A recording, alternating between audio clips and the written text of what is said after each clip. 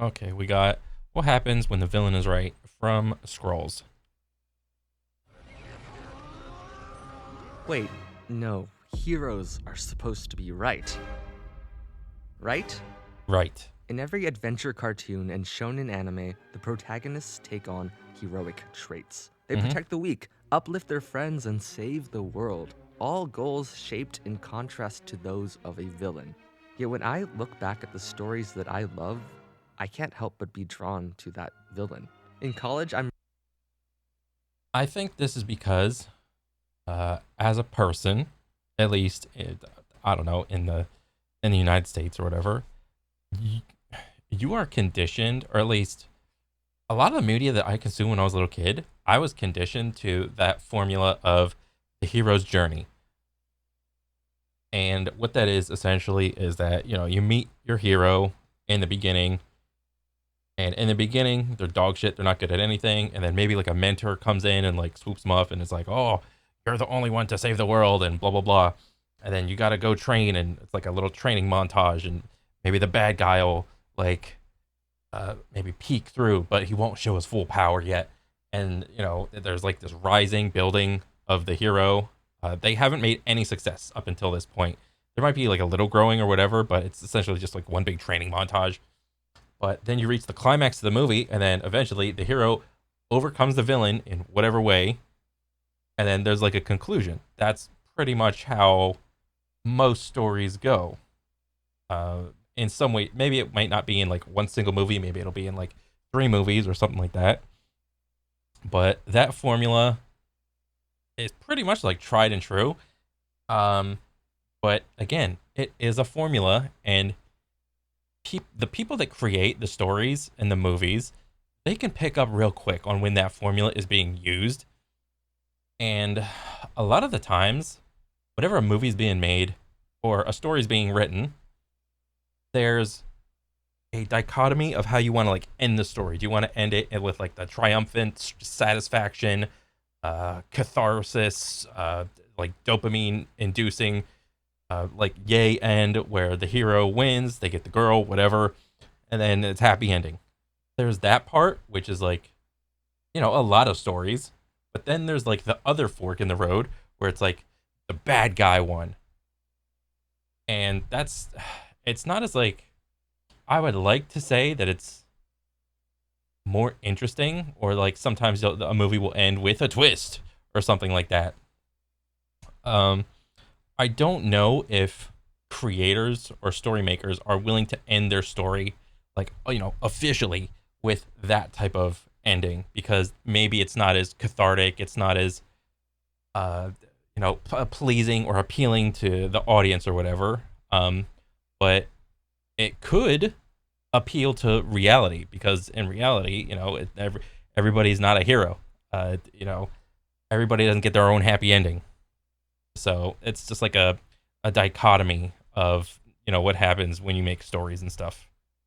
reading Beowulf, an Old Norse myth that is a foundation of Oh yeah, Western storytelling, I read that in which book. a hero, Beowulf, kills a villain, Grendel. Yet despite Beowulf being the hero, I can't help but feel pity for Grendel. He's a monstrous, ogre-like Bro, this CG version of of Beowulf. Oh my god. Bro, I remember when this movie came out, I just got done reading it like in school or whatever. I was like, there's no way. murdering giant compared to a demon. But he has a mother who mourns him. Villains are supposed to be Yeah, Golden Angelina Jolie. evil, terrifying, and wrong. But what happens when villains are more human than that? What happens when the heroes falter, stumble, or sin? What happens when the societies that heroes defend are the ones that create villains? Oh yeah. What happens when the villain is right? Oh shit. There are a lot of good stories where the villain is right, and where the stories where the villain is just way more interesting. I don't know. Like as a kid, I probably would have been more traumatized by those stories or movies, but as an adult, they're just so much cooler. They just are.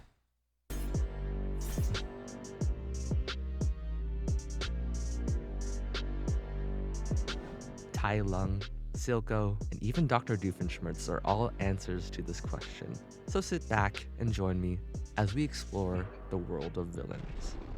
Yeah. You are being hunted. This villain is chasing you right now. In fact, it's hunting all of us. Oh shit. It's time. It's getting old. It's death. Oh shit. A slow, terrifying hunt. This is the price of mortality, a price that Puss in Boots cannot accept. In doing so, he invites the first villain of this video to prove the hero wrong. In some stories, villains aren't mortal agents of evil, but instead forces of nature and the universe itself, attempting to undo the injustice the hero has created. Forces like death. You know it, you love it. Sometimes it's Oh yeah. portrayed as a peaceful shepherd of souls, Yeah, because everybody knows in the end, death always wins. and other times, well, it becomes something out of a slasher film. In Puss in Boots: The Last Wish, Puss faces death, not metaphorically or figuratively or rhetorically, just death. Death personified. You know, it's a fairy tale thing. And it's kind of crazy to think that the main character of Puss in Boots, a side character from Shrek, gets spun off with this movie that is just so good. Himself. In this case, Puss is the character who has sinned. Even though he's a hero, he's indulged in pleasures in each of his 9 lives, living recklessly until he realizes he's on his last one. And Death decides to end this kitty once and for all. Death is right. Puss has taken his lives for granted. Death's hunt of El Gato can be seen as an extension of the cycle of life and death. Puss has overstayed, thus someone must eliminate him. Yet I would argue that Death is still a villain, not just an antagonist. He's not a completely neutral arbiter. If he were, wouldn't he have just simply ended Puss's life? Despite the I mean, yeah, but then you wouldn't have a movie for like the remaining 80 minutes. underlying moral justice, Death relishes in the fear he causes Puss. Death personified is cackling and playful.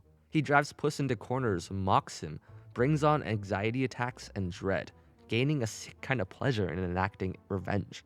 To me, this is villainous. It's only when Puss learns his lesson that Death. Yeah, but then by that definition, Puss in Boots is also a villain because he was also engaging in like hedonistic things throughout like his 8 lives, and now he's on his 9th life, his last life, and now he's like, oh shit, this is my last one. I don't get any more redos. I mean, essentially, both characters are indulging in like hedonistic things, except that Death just likes, fucking with his like prey, essentially. Stops. When Puss accepts his mortality and faces his fear, Death stops his attack, disappointed that his prey has ended their game of cat and wolf. Death is averted, but to return another day. Death comes for all of us, and in that, he's completely correct. Mm-hmm. In Beowulf, when the Nordic warrior kills Grendel, Grendel's mother, and the dragon, are we supposed to bat an eye? The modern idea of a hero and their adventures is so deeply influenced by Beowulf, and so the modern-day villain must draw from Grendel, right? Grendel, said to be the descendant of Cain, the Bible's first murderer, is clearly supposed to be evil.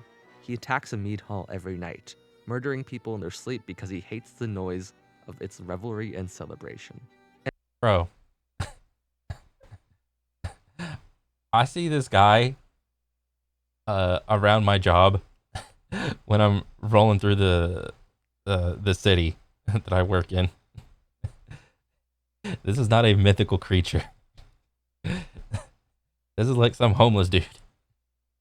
And of course, that's terrible, about as monstrous as you can get. But I remember laying in my own college dorm room at night, trying to get some shut-eye for my exam the next morning, when the neighbor next door decides it's finally time to party, blaring music until 4 a.m. Is it wrong to want peace? Does Grendel, like Death himself, No. Because these motherfuckers with no responsibilities blasting music at like 12 midnight are stupid. And there's some people around me that are doing it.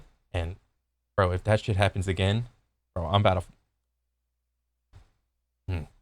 simply want the humans to stop their prideful celebrations? But even when Death stoops down to follow more human-like impulses, his wrath is focused on one person alone. On the other hand, a character like Castlevania's Dracula lets his human-like impulses drive him to ascend into being a force of nature, one that is apocalyptic. Some villains begin with heartbreakingly human intentions. We've all loved before, and in Castlevania, Dracula is no different. In this Netflix adaptation, Dracula has a human wife named Lisa, a brilliant woman of science and sass, whom the humans accuse of witchcraft. Dracula, known to be a violent monster, had found domestic bliss with Lisa until she was burned at the stake by religious leaders. Dracula took this one action as justification of the evils of all mankind. What was seeded in love grew into loss and exploded into something sick and massive. Dracula's plan to destroy all humans with a plague of hellish retribution. He unleashed. I think it's pretty cool when the villain seems self-justified in their actions because they're a victim of their environment, or like something happened to them. It's like, oh, because this happened to me, I am justified with what I'm doing. That can be very what do you call it? That can be a good motive for a lot of villains, or take Thanos. One of the main reasons he wanted to get like all the gems for the gauntlet is because like on his planet, what was it? Like his population was like dwindling, and like wasn't it like half the resources were gone or something? And if he didn't do anything, then his whole race was about to die. So he just snapped half the universe out of existence.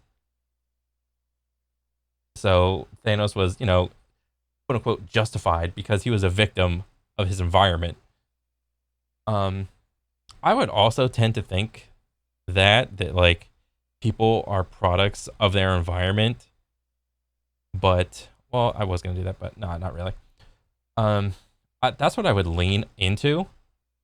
And if that is the case, that the whole argument of nature versus nurture, I would tend to lean on the fact that people behave the way they do because they were raised in an XYZ environment, so therefore they're going to come out with this or that behavior. That's what I would lean on. But that's not to say that the other 5% or 1% of people are just that, are simply the way they are because it's their nature. They are just born like that. And I think bad guys that exude something like that can be just as interesting. Take my best example of the Joker from Batman. I mean, yes, it wasn't until like with all these Joker movies, or even in the comics, Joker's origin story was put together, and then they tried to make him seem like more relatable, and he was just another victim of his environment and stuff like that.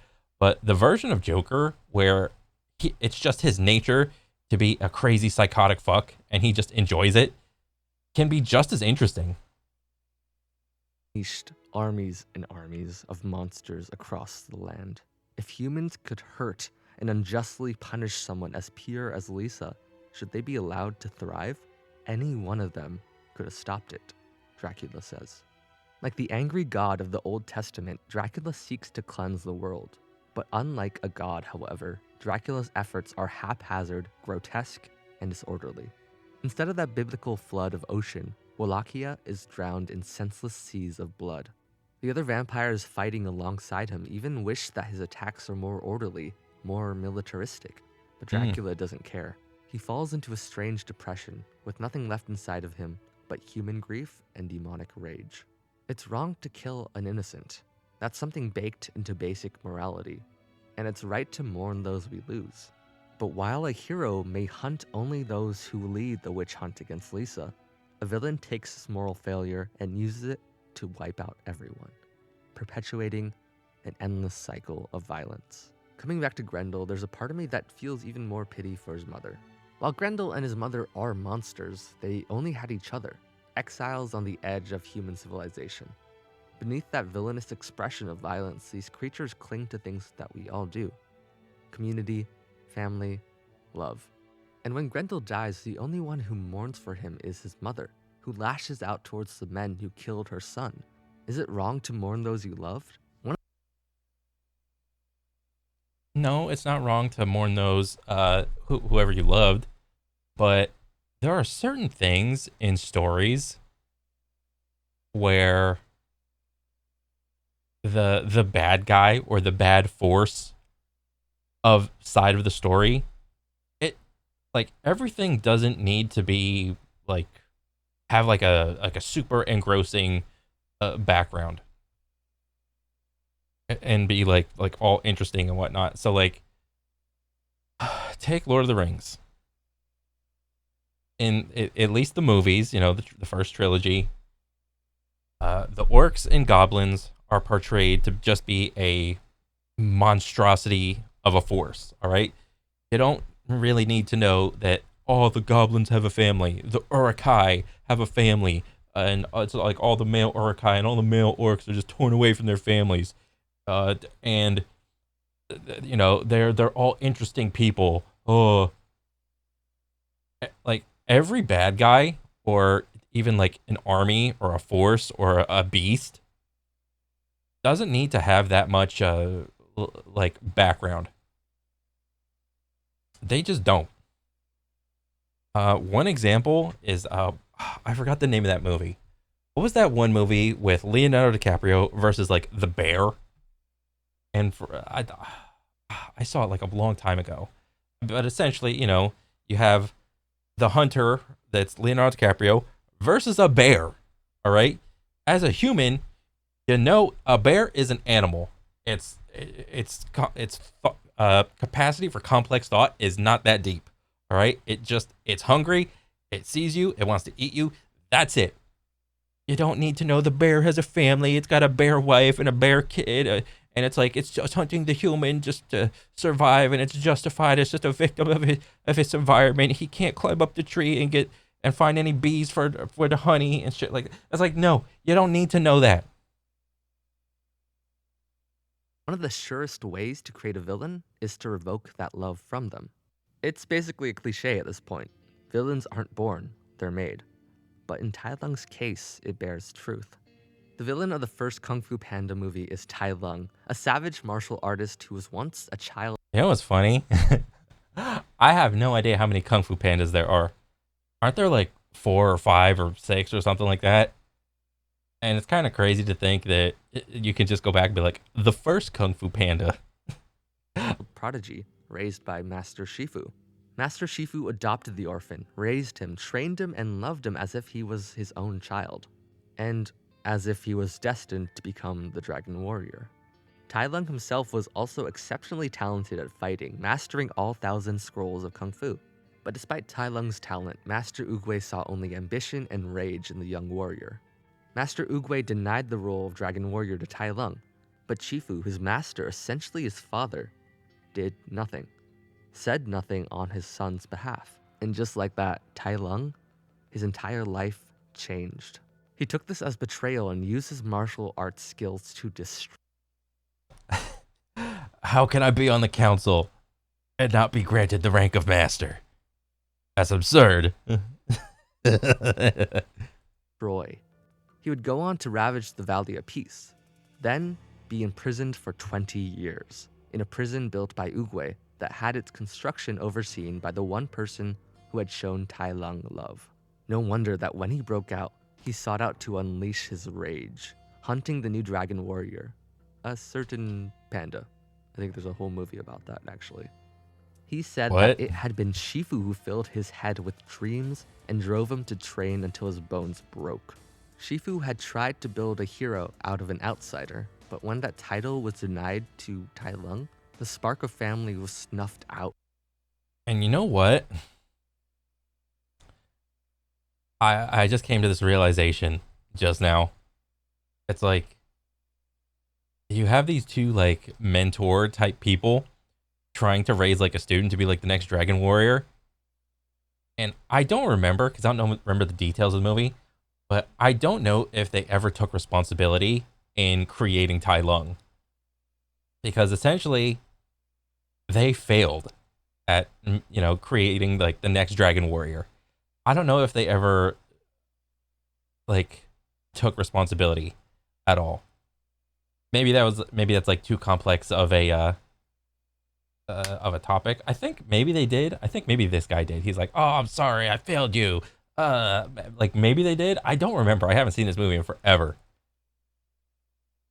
When he did nothing to help his son. Tai Lung had nothing but his father and Kung Fu. So when one of those abandoned him, what did he have left? His father and the community around Kung Fu locked him away. In some ways, the heroes of the world were proving Tai Lung's spite right. Rather than try to sympathize with him, rehabilitate him, or find a new pathway for him Yeah. besides being the Dragon Warrior, he was left to rot. Would imprisoning Grendel and Yeah. So who's really the bad guy in Kung Fu Panda? Is it Tai Lung? nothing but his father and Kung Fu? So when one of those abandoned him, what did he have Is it Tai Lung or is it these guys are the bad guy? That's kind of interesting to think about. left? His father and the community around Kung Fu locked him away. In some ways, the heroes of the world were proving Tai Lung's spite right. Rather than try to sympathize with him, rehabilitate him, or find a new pathway for him besides being the Dragon Warrior, he was left to rot. Would imprisoning Grendel instead of killing him be any better? Would exiling his mother do any good but further her? Well, I think the difference with Grendel and Tai Lung is Tai Lung shows capacity for like intelligence, and Grendel simply does not. Grendel is more like monstrous and just it more leaning on like a force of nature, maybe like beast like, where Tai Lung is the same level of intelligence as like everybody else around him. Rage? Maybe when villains like Tai Lung are right, they expose something cruel in our idols. Fathers, masters, gods, and kings should not go by unquestioned. Villains have the courage to show us the cracks in things like love and tradition. They force us to reconsider the forces we claim to be good. But Tai Lung's violence is still cruel. His pride is still wrong. Like a toddler throwing a tantrum, he seeks attention in the most destructive of ways. For instead of hunting a person or people, why not target a system? Imagine a city of light and progress, a whimsical steampunk metropolis. Sounds perfect, right? Mm-hmm. Just forget the part about this being from League of Legends and you'll be fine. Yeah. This utopia is built on top an underground of both lawlessness and community, darkness and the most scarred forms of hope. In the noxious fumes below, children play without care, while topsiders who venture down must wear masks, unaccustomed to the smog they've created themselves. This is the world of Arcane, and it's very easy to see the disparity between Piltover and its undercity, sometimes called Zon. But few people work to change this injustice when they spot it. Few people are like Silco. Growing up in the Undercity, Vander and Silco faced the slums like brothers until Vander betrayed Silco for some reason, leaving Silco scarred and vengeful. Silco grew into a ruthless chem baron who went to dangerous lengths to control others in the Undercity and expand his drug empire. And eventually when Vander was taken out of the equation, Silco took over more formally.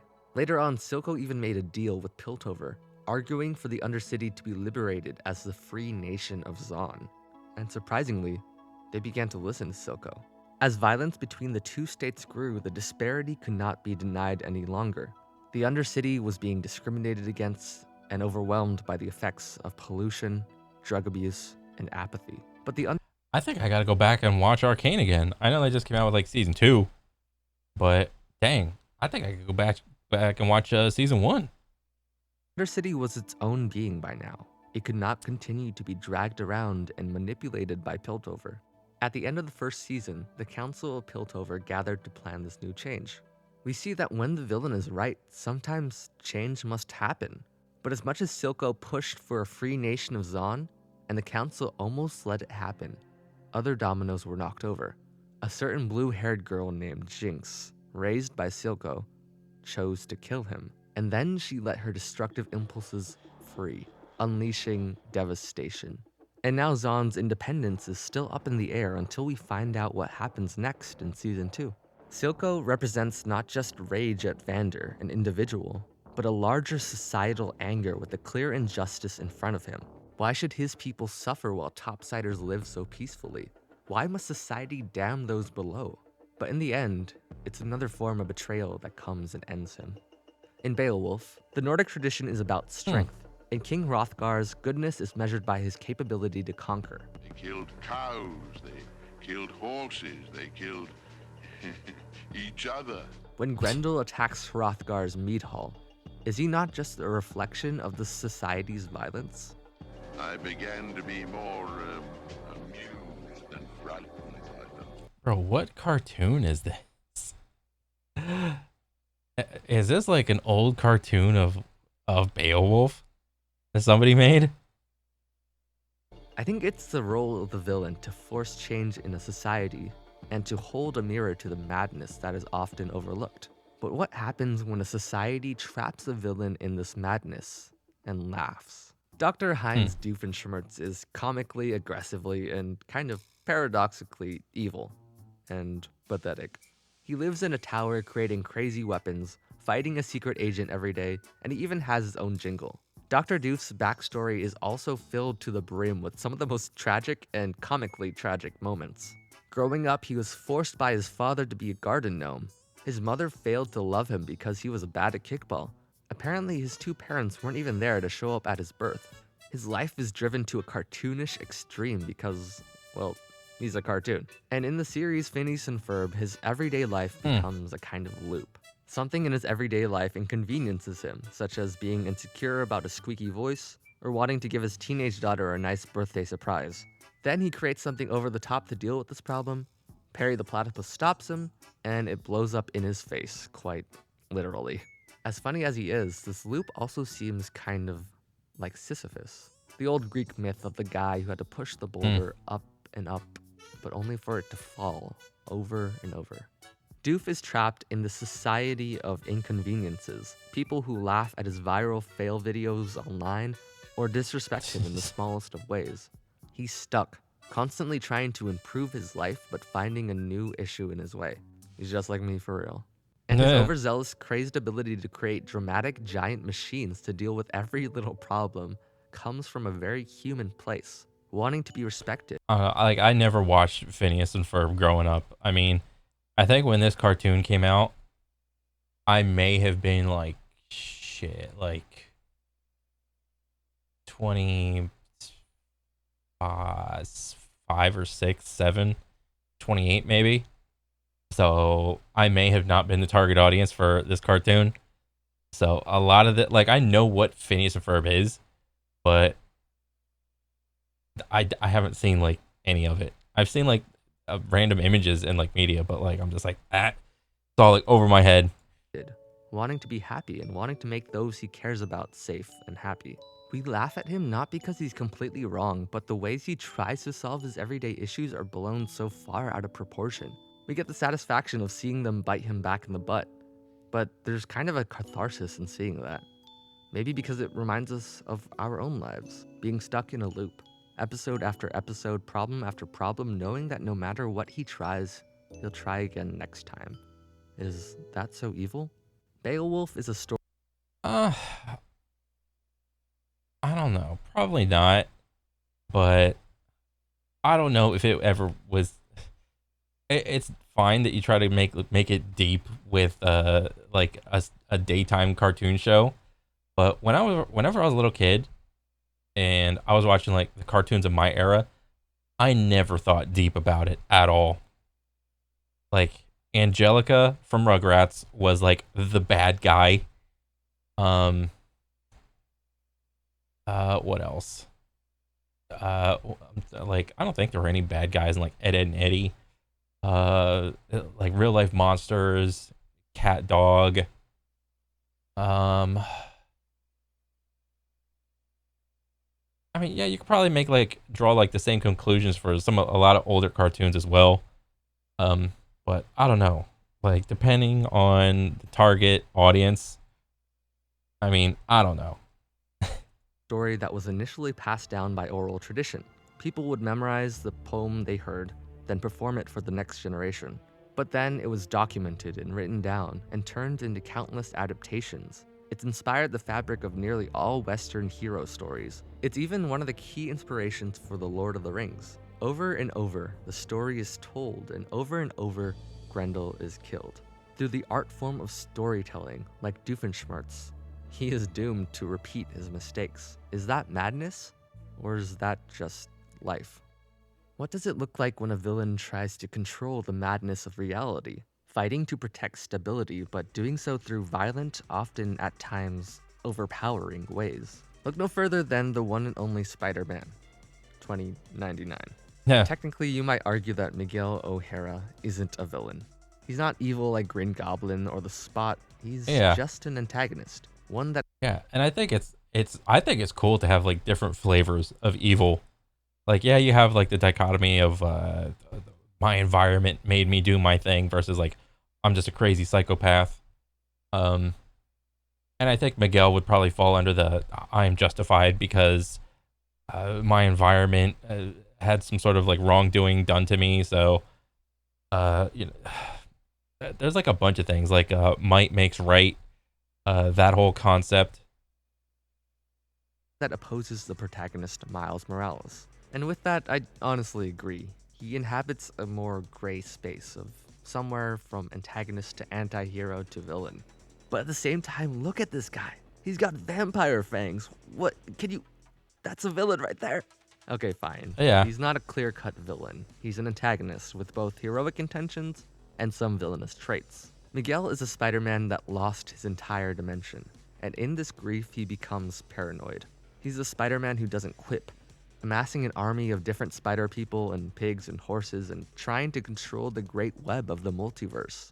He surveys it all, trying to make sure that the canon events happen and that order remains in balance. But in doing so, Miguel allows people to die. Canon events can entail horrific tragedies that must happen in order to maintain the universe's stability. What other choice does he have but to become villainous in order to save everyone? From the perspective of Miles Morales, it's easy to see Miguel as a villain. He represents a darker Spider-Man who has seemingly given up on saving certain people. And when it's discovered that Miles may be an anomaly, Miguel ruthlessly traps him, trying to prevent him from saving his father from another villain. Is it the hero or the villain who should decide the fate of others? The webs of hero, anti-hero, and villain all become blurred. Miguel is right to try to save the universe, but is it right to let another Ben die over and over? Is it... Ooh, that is a good question. I remember seeing this movie. I was like, oh, wow. It's like, I mean, with the whole multiverse thing, seldom do movies or stories ever get the multiverse thing right or whatever. But it's like the right thing would be to have all the layers or all the different versions of the multiverse continue on going and going. But here comes Miles Morales. He doesn't want to continue everything, at least for his own universe. He wants to break the cycle and, you know, save everybody. He wants to save his dad. And it's like, there's like the overarching, do you keep all the systems in place with the multiverse versus I'm just going to do something selfish for me and save my family. So that's like the dichotomy of it. And I don't know. I think they tackled it really well. Yeah. So I don't know. Maybe like some future multiverse movies are gonna have to like do that. Is it right to watch Gwen Stacy fall to her doom 100 times over and not do anything? At what point does it become too much? At what point does he become a true villain? Out of the different depictions of Beowulf, there's a book by John Gardner that follows Grendel's perspective instead. And based on that book, there's a 1981 animated film called Grendel, Grendel, Grendel. They have similarities and differences, but in the end, they give the villain of the story the main perspective, and we as the audience can't help but empathize with him. He's still a murderer. He revels in attacking the men of Hrothgar's mead hall. But the simple act of following him rather than Beowulf exposes his loneliness, his curiosity, and his humanity. Would Miles Morales become the villain if we followed Miguel's perspective? Heroes or villains, monsters or humans, right or wrong? In this video, I've asked a lot of questions. Yeah. Believe me, I wish I had more answers, man. But maybe that's the point of a villain being right. When someone supposedly evil has a point, then we question our own ideas of good. Villains reflect the injustices of society, giving us a lens to view our world and notice the darkness and the light. But through the extreme actions they take on, heroes are dragged into the fray. Innocents get hurt. In the game of hero and villain chess, This is a really great video. And it just calls into question like all your like morals and ethics that you think you have like dealt with. But I mean, at the end of the day, this is all just entertainment, and everybody just wants to be like entertained for the most part. But it is nice to go once in a while, like think like a layer or two deeper, and it's like who's right, who's wrong, was this guy justified, was that guy not justified, was this guy just a psycho, and all that. So this is pretty cool. the hero has 3 moves to respond to the villain's moral check. The first is to deny that the villain was right, to find another way. In Spider-Verse, Miles runs from Miguel, zooming on his way to find his father, rejecting the idea that all is lost, that people must die to be Spider-Man. Whether this is right or wrong, the villain moves the hero to act and to figure out their own truth. The second is for the hero to accept that they were wrong. Puss in Boots realizes that he needs to value his last life instead of recklessly wishing for the next. And the third and final way is somewhere in between. It is to listen to the villain and to try to teach them, to engage in a conversation and show them mercy. This is when the hero believes in both the good and the bad of their world. They try to come to an understanding between the flaws that the villain sees in the world and the goodness the hero knows still remains. In the comment section of the YouTube video on Grendel, Grendel, Grendel, there's a comment that says that Peter Ustinov, the voice of Grendel, said that this film was a tribute to monsters who, after all, are doing their job, keeping us on our toes. I think this bears truth. Monsters and villains, all alike, force us to stay vigilant and to reconsider what we know. They keep us on our toes. At the end of the film, after watching this bumbling mama's boy ogre observe humans, he enters the mead hall one last time, meeting his doom. Beowulf has arrived, and he manages to pull Grendel's arm off. Grendel begins to die. He stumbles outside, and we watch him lie there alone, calling for his mother. When I see this villain there alone, I can't help but feel sad. I don't think we should let Grendel devour more folks or evil scientists take over the tri-state area. I might have to go read that. But they do deserve something. They deserve to at least have someone to give them a chance and to listen to them. For it is an awful thing to die alone. Poor Grendel's had an accident.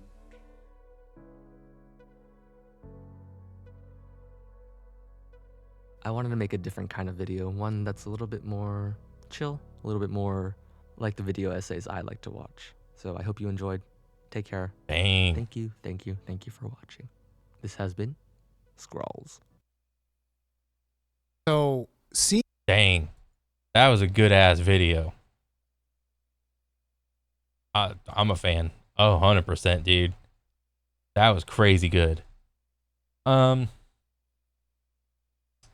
Try like the whole thing of like the hero's reaction to the villain of you're right or you're wrong or maybe I'm just gonna talk. I think that's a pretty good like depiction of like a lot of stories that can happen. And dang, I don't know. All I can say is that was like a really good video. Yeah, that was a crazy good video, dude. I mean, I don't really have anything else to say, really. Other than that, and, you know, I think like the standard hero's journey, you know, is like, it's like a good like template, and you can kind of deviate from it a little bit here and there.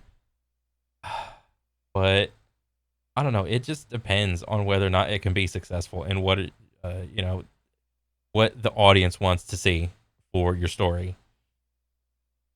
But I mean, seemingly they can all come out with good stories. You know, whether the hero agrees with the villain, disagrees with the villain, or simply just try to have a conversation.